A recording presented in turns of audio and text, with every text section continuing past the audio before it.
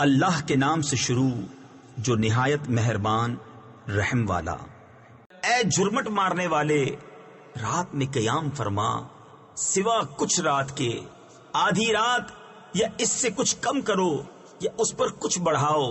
تفسیر خزائن العرفان میں ہے قیام سے مراد تہجد ہے، جو ابتدائی اسلام میں واجب یا بقول بعض فرض تھا، پھر یہ حکم 1 سال کے بعد منسوخ ہو گیا، اور اس کا ناسخ بھی اسی صورت میں ہے فَقْرَؤُوا مَا تَيَسَّرَ مِنْهُ، یعنی تو جتنا قرآن میسر ہو پڑھو، اور قرآن خوب ٹھہر ٹھہر کر پڑھو۔ بے شک عنقریب ہم تم پر ایک بھاری بات ڈالیں گے۔ بے شک رات کا اٹھنا وہ زیادہ دباؤ ڈالتا ہے اور بات خوب سیدھی نکلتی ہے۔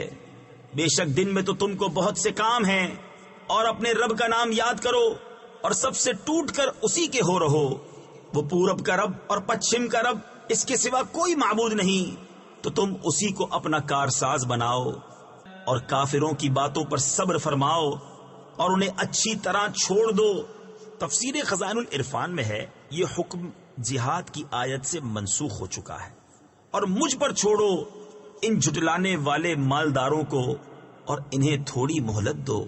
بے شک ہمارے پاس بھاری بیڑیاں ہیں اور بھڑکتی آگ اور گلے میں پھنستا کھانا اور دردناک عذاب، جس دن تھر تھر آئیں گے زمین اور پہاڑ ہو جائیں گے ریتے کا ٹیلا بہتا ہوا۔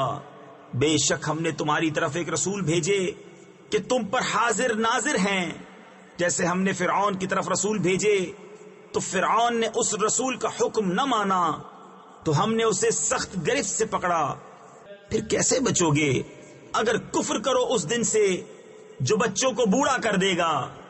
آسمان اس کے صدمے سے پھٹ جائے گا۔ اللہ کا وعدہ ہو کر رہنا، بے شک یہ نصیحت ہے تو جو چاہے اپنے رب کی طرف راہ لے۔ بے شک تمہارا رب جانتا ہے کہ تم قیام کرتے ہو، کبھی 2/3 رات کے قریب، کبھی آدھی رات، کبھی تہائی، اور ایک جماعت تمہارے ساتھ والی، اور اللہ رات اور دن کا اندازہ فرماتا ہے۔ اسے معلوم ہے کہ اے مسلمانوں تم سے رات کا شمار نہ ہو سکے گا، تو اس نے اپنی مہر سے تم پر رجوع فرمائی۔ اب قرآن میں سے جتنا تم پر آسان ہو اتنا پڑھو۔ اسے معلوم ہے کہ عنقریب کچھ تم میں بیمار ہوں گے اور کچھ زمین میں سفر کریں گے اللہ کا فضل تلاش کرنے، اور کچھ اللہ کی راہ میں لڑتے ہوں گے، تو جتنا قرآن میسر ہو پڑھو۔ تفسیر خزائن العرفان میں ہے اس سے پہلا حکم تہجد کا واجب یا فرض ہونا منسوخ کیا گیا، اور یہ بھی 5 گانہ نمازوں کے فرض ہونے سے منسوخ ہو گیا۔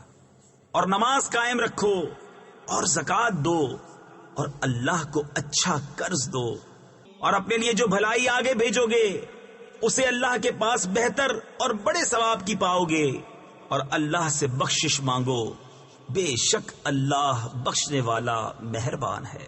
صدق اللہ العظیم۔